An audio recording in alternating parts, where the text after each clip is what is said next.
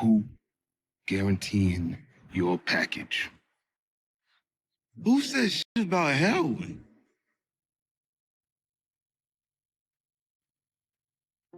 With Unique now dead, we now look ahead at what's next when it comes to Ronnie Mathis. What's his next move?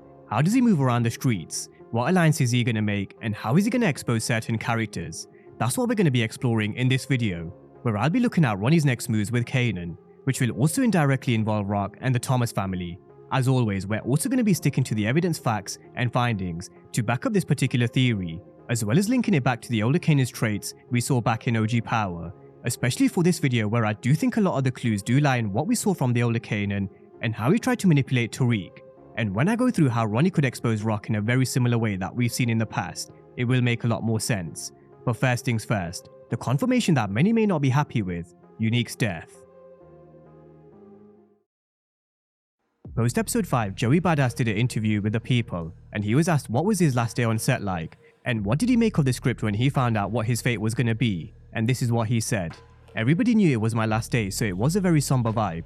I definitely felt all the love and all the reluctance that everybody had, including myself, that it had to come to an end. But hey, the way I'm looking at it, on the brighter side, I survived 2.5 seasons. I don't think many people would have thought I would have made it that far. I don't think they're going to like it one bit. I think a lot of people are going to be a little bit disappointed. I think a lot of people are going to be a bit let down. It's like, what the fuck, he's dead. It's not even the end of the season, it's the fucking middle of the season. So that's Joey Badass confirming he is gone, which is something I gave my opinion on straight away after episode 5 in this video, but that is the confirmation, and I will dissect all things Unique in a bit more detail in a Unique based video at some point during this mid-season break, because there is a lot more to his exit and his story. Now, with that confirmation, we have to look forward at what's next. What's his next move? What's Ronnie's next play now that it has been confirmed Unique is definitely gone? I think we can assume he's going to go back to Juliana and Joaquin to get that work that he was looking for. Killing his brother Unique will put him in Juliana's good books, which I personally feel he could do with Unique's chain. When you kill someone, taking their chain or tattoo like we saw the Taurus Locos do with Julio, or a head, it's like a trophy, and you can prove that guy is truly gone. Back in Power, we saw Kanan giving Diego Jimenez's head to Jason Michich to show that he could do what needed to be done, so he could take Tommy and Ghost's position as a sole distro, and Jason Michich was certainly impressed. So when Ronnie goes over to Juliana, where he'll probably continue banging on the door like he did with Unique's doorbell, Unique's chain will prove to Juliana that Ronnie did kill his brother. So I think we can all safely assume Ronnie will be back in business. He'll also be giving Kanan his first brick, but we already know that. So what else is Ronnie going to be up to?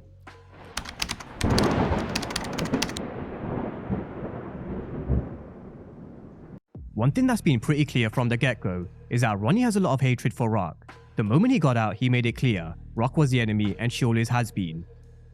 If Rock breathing, she hustling. Should've took her out back in the day. Now we all have to remember that there is a lot of history here, because let's not forget, Rock would have been around when Ronnie was on the streets before he did his 3-year stint in jail. Back in the day when Ronnie was in charge, that's when DEFCON and then later High Post were in charge. But everyone would have known Rock as DEFCON's girl, even though he was left-handed. Way back in Season 1, Episode 1, we also had Rock say to Unique Ronnie would never have bucked off in the air like Unique did.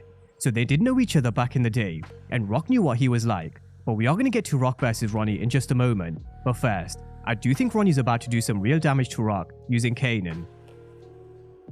One way you can hurt your enemy is by using a loved one against them, by poisoning their mind through manipulation and lies. And we all know how much Kanan still means to Rock. She still wears Kanan's name around her neck. She left the street game, and we've seen what extent she's willing to go to bring Kanan back home. But it is still the same old story when it comes to manipulation and lies. So when Ronnie takes Kanan under his wing, I wouldn't be surprised to hear Ronnie actually exposing a little bit of Rock's history, very similar to how Kanan did with Tariq to try and turn him against Ghost in OG Power. I mentioned earlier in the season when Rock spoke Spanish, what else do we know about her character? I went through a very detailed investigation in terms of the moves that we've seen her make, how she was Howard's CI, watching her snitch on Unique, and all the other foul plays we saw her make. I also went through the moves that she could have made in the past with DEFCON, High Post, and sending Marvin to prison to take control. And we only have to look at what she did with putting the gun in Kanan's backpack to add even more fuel to those theories. So could we learn more about Rock's history if Ronnie exposes her to Kanan? Your father got arrested tonight. What? Now you see I was right about Ghost. What are they saying he did? Whatever they saying he did that shit. But you still go see him. Why? He doesn't care about us. Because I got plans for us. You pretend to be good, they'll trust you. So this was just one occasion where we saw Kanan exposing Ghost and taking advantage of the bad blood between Ghost and Tariq, and there were a few more occasions where Kanan did poison Tariq's mind. So we're all wondering what made Kanan the manipulative, cold-blooded killer in power. And I do think Ronnie will play a huge part in this. Throughout season 3, we've touched on some of Ronnie's traits where we've looked more at his ruthlessness, lack of empathy and emotion, and how that side was very similar to the older Kanan. But this is also another trait I wouldn't be surprised Kanan picked up from Ronnie. Now of course, we can't be sure that Kanan was telling the truth about Ghost, because he was trying to poison Tariq for his own gain. But if Ronnie is to expose Rock to Kanan, then who's to say what he says is the truth as well, so we do have to consider that angle. Now to add even more background and context as to why I think Ronnie could talk shit about Rock's history with DEF CON, High Post, and what she was like back in the day, is because Ronnie really isn't shy when it comes to talking shit about other people's business. We're Neek. Probably our fucking Rock. Now this was a perfect example of how he exposed Unique's relationship to Panessa, which really was a shitty move when Unique is supposed to be his brother. Not only did he talk shit to Panessa, but he also exposed this to Snaps and Pop. So if he was happy to talk shit about his own brother Unique, then what do you think he's going to say about Rock? I do think this is something we do need to keep an eye on. I would love to see Ronnie and Kanan walking down the streets of Queens, where we start to learn a bit more history about Rock and maybe even Ronnie, very similar to how Kanan started to expose Ghost to Tariq. But again, we would need to be mindful of whether Ronnie is telling the truth, which we really won't know unless they do confirm it. However, we can also question what even is the truth. Now, all of what we're going to see in the majority of the second half is going to be leading up to one big moment, a showdown between Ronnie and Rock, where I think there can only be one winner. We know that Rock isn't going anywhere, and we know Ronnie is doing way too much. Someone does need to put an end to his madness. But for Rock to actually be able to put an end to someone like Ronnie, then she needs the muscle of Marvin. She needs to make an amends with Lou. She may need the Italian Mafia's help, and who knows, she may even need Kanan, who can get close enough to Ronnie.